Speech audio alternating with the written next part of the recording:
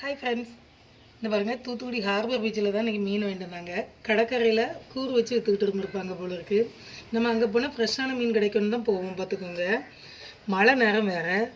இன்றைக்கி மீன் பாருங்கள், ஃப்ரெஷ்ஷாகவே இல்லை. இப்போ தான் வாங்கிட்டு வந்தோம். இந்த மீன் தாங்க. அங்கே இப்படி மீனும் வச்சு விற்காங்க. போகிறவங்க கொஞ்சம் கவனமாக இருந்துக்கோங்க.